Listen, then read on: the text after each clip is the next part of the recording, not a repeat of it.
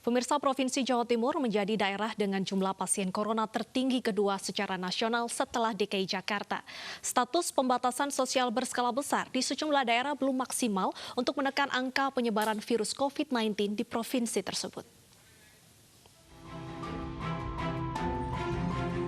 Provinsi Jawa Timur menjadi wilayah di luar Jakarta dengan jumlah terbanyak pasien positif corona. Data dari Kementerian Kesehatan RI pada tanggal 24 Mei mencatat sebanyak 3.663 orang positif corona dan 283 orang meninggal dunia. Kota Surabaya menyumbang sebanyak 1.975 pasien positif corona dengan tingkat kematian sebesar 172 kasus. Selama 3 hari berturut-turut, Jawa Timur juga mencatat penambahan kasus tertinggi dengan total kasus 1.099. Berbagai langkah dilakukan pemerintah setempat untuk menekan penyebaran virus corona, diantaranya pembatasan sosial berskala besar pada 3 wilayah yaitu Surabaya, Sidoarjo, dan Gresik. Perpanjangan PSBB tak bisa dihindari seiring melonjaknya angka positif corona di provinsi itu. Namun, upaya keras pemerintah tidak diiringi disiplin sebagian warganya. Jelang Idul Fitri beberapa waktu lalu, perantau yang bekerja di Surabaya dan sekitarnya terus berdatangan ke stasiun kereta api Kota Jombang, Jawa Timur. Penumpang didominasi warga perantauan yang ingin merayakan Idul Fitri di kampung halaman. Menghadapi gelombang pemudik, tugas tidak bisa berbuat banyak. Mereka hanya memeriksa suhu tubuh, mendata, dan mempersilahkan pemudik melanjutkan perjalanan. Ancaman isolasi setiba di desa tujuan tidak membuat mereka gentar. Udah nggak kerja, udah nggak kemana-mana waktu di Surabaya. Jadi mutusin buat di sana sampai mepet mau Lebaran baru ke sini. Jadi tetap mau mudik aja ya? Iya. Nggak takut nanti diisolasi di kampungnya? Nggak apa-apa sih, itu udah resiko. Selain pergerakan yang tinggi, ketidakdisiplinan warga mematuhi protokol kesehatan COVID-19 juga sempat menjadi sorotan publik. Saat perjuangan melawan virus corona, warga justru memadati pusat perbelanjaan beberapa hari sebelum Idul Fitri. Tidak ada jaga jarak, bahkan sejumlah pengunjung abai mengenakan masker. Tingginya penyebaran virus corona di Provinsi Jawa Timur tak lepas dari klaster-klaster yang bermunculan, seperti klaster Sampurna di kota Surabaya. Hasil uji swab dari ratusan pekerja menunjukkan bahwa puluhan pegawai pabrik rokok itu dinyatakan positif corona, hingga kasus ini mengundang perhatian masyarakat. Tim Liputan iNews melaporkan. Dan untuk mengetahui informasi selengkapnya, kita akan berbincang dengan Gubernur Jawa Timur, Ibu Khofifah Indar Parawansa. Selamat siang, Assalamualaikum Bu Khofifah. Selamat Hari Raya Idul Fitri, mohon maaf lahir dan batin. Assalamualaikum warahmatullahi wabarakatuh, selamat siang. Mohon maaf lahir dan batin juga. Baik, Bu Khofifah, apa yang menyebabkan angka positif COVID-19 ini melonjak tajam di Jawa Timur? Pertama, bahwa ada suplai rapid test yang cukup signifikan. Beberapa kabupaten kota juga sudah membeli secara mandiri, terutama di daerah-daerah yang potensial terjadi kerumunan, pasar-pasar misalnya, mereka melakukan rapid test yang lebih masif. Kemudian support dari gugus tugas pusat, kami selain mendapat tambahan rapid test dan kita juga mendapat tambahan reagens PCR test kira-kira 13 hari yang lalu. Jadi 2 minggu yang lalu kami mendapatkan reagens dan PCR test dalam jumlah yang cukup signifikan 49.200. Jadi ketika rapid test secara masif dilakukan, PCR test secara masif dilakukan, kemudian ketemulah yang terkonfirmasi positif, maka tracing dilakukan secara progresif. Baik. Setelah tracing dilakukan secara progresif, pasti muncul lagi. Ini kemudian di rapid test ulang, di PCR test ulang, maka muncullah angka yang kelihatannya memang menjadi besar sekali, karena juga disupport oleh laboratorium yang kami sudah mendapatkan tambahan 3 lagi. Tadinya di Jawa Timur ini ada 3, tapi yang 1 ini didedikasikan oleh Kemkes untuk masyarakat Kalimantan. Baik. Kemudian kami minta bahwa yang 1 ini bolehlah kami dapat separuhnya, dikasih. Kemudian tambah lagi 3 lab, jadi sekarang ada 6 lab yang bisa membantu percepatan proses PCR test. Jadi kalau rapid test masif, PCR test masif, labnya memungkinkan untuk melakukan percepatan, maka tracing juga dilakukan secara progresif, muncullah angka-angka seperti yang kita lihat hari ini. Baik. Nah, pada posisi munculnya klaster-klaster kembali sangat tergantung pada percepatan melakukan tes dan percepatan melakukan tracing. Kalau ada keterlambatan di dua titik itu pasti akan terjadi spreading. Nah, itulah yang terjadi di kasus pabrik rokok ini.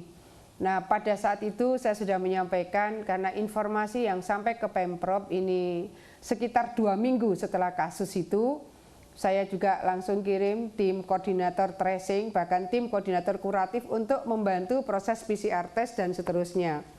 Jadi per hari ini, karena hari ini adalah hari terakhir PSBB tahap kedua, dengan berbagai macam evaluasi yang kami lakukan, saya rasa dimanapun kalau rapid testnya masif, kemudian PCR test masif, tracingnya progresif, akan dimungkinkan muncul angka-angka seperti yang sekarang terjadi di Jawa Timur ini. Baik. 53% kasus terjadi di Surabaya, 53,4% ini di Surabaya. Jadi ini betul-betul epicentrum bagi Jawa Timur yang hari ini kami sedang melakukan pemetaan sebetulnya rumah sakit lapangan atau rumah sakit darurat yang sekarang sudah disiapkan Pemprov ini kapasitas maksimum bisa 500. Ini kami sedang meminta supaya Pemko Surabaya juga menyiapkan rumah sakit darurat. Kalau ada rumah sakit darurat yang disiapkan Pemko, ini akan bersinergi untuk bisa memberikan rawat inap, karena seringkali dulu kan isolasi mandiri. Ada keterbatasan kemampuan seseorang untuk bisa mengendalikan bagaimana treatment itu harus dilakukan secara terkawal. Maka kami sebenarnya sudah minta bagaimana proses layanan ini supaya lebih terkontrol, lebih terkawal, dan kalau dia di dalam rawatan rumah sakit, maka kita bisa memastikan misalnya PCR test negatif. PCR test negatif lagi, 2 kali PCR test baru mereka dinyatakan sembuh. Nah, proses yang terkawal seperti ini akan lebih dimungkinkan terkawal jikalau kita menyiapkan rumah sakit lapangan atau rumah sakit darurat. Nah, hari ini rumah sakit darurat yang ada insya Allah sudah berfungsi mulai kemarin. Itulah yang kami harapkan bahwa dari Pemko Surabaya juga segera menyiapkan rumah sakit darurat dengan tenaga medis, tenaga paramedis, dan tenaga kesehatan yang cukup. Baik, Bu Kofifa. Kira-kira begitu. Baik, Bu Kofifa, melihat angka 53,4% ini, mengapa PSBB di Provinsi Jawa Timur ini tidak dilakukan secara menyeluruh seluruh provinsi, namun hanya parsial saja? Saya bilang itu di Surabaya. Jadi begini, jadi gini. Saya ingin menyampaikan PSBB di Jawa Timur ini Surabaya Raya dan Malang Raya. Jadi juga harus dipotret. Di Malang Raya ini insya Allah sangat efektif. Nah, ketika kita bisa membandingkan bagaimana pelaksanaan PSBB di Malang Raya dan Surabaya Raya mungkin lebih fair. Bagaimana di Malang Raya mereka sudah punya kampung-kampung tangguh berbasis RW. Ketat sekali basis masyarakat untuk bisa mengawal komunitas pergerakannya dan seterusnya. Di Malang Raya, baik Kota Malang maupun Kabupaten Malang, mereka sudah menyiapkan pasar berbasis genap ganjil. 26 pasar di Kota Malang semuanya sudah format genap ganjil. 24 pasar tradisional di Kabupaten Malang, dia juga sudah menerapkan genap ganjil. Artinya hari ini adalah tanggal 25, maka yang ganjil saja yang buka. Kalau besok tanggal genap saja yang buka. Dengan begitu maka physical distancing akan terjaga. Kemudian ada aparat yang akan menjaga di pintu masuk. Pintu-pintu akses ke pasar tradisional memang dibatasi. Sehingga semua terkontrol termalgan misalnya. Semua terkontrol cuci tangan dipastikan sebelum masuk pasar. Dipastikan bahwa mereka juga menggunakan masker.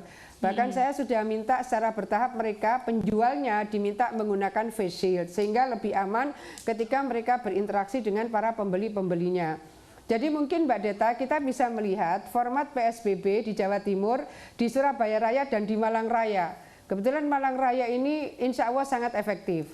Nah kalau tadi saya sampaikan ada rapid test yang masif.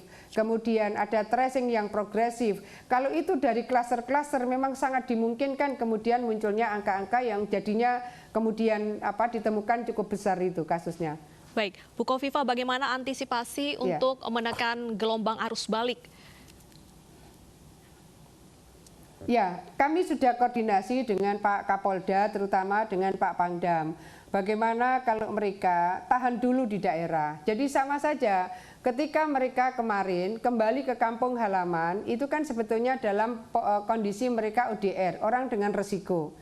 Jadi orang dari epicentrum dengan resiko kembali ke kampung. Ini kan kemungkinan bisa berpotensi menimbulkan resiko di kampung halaman.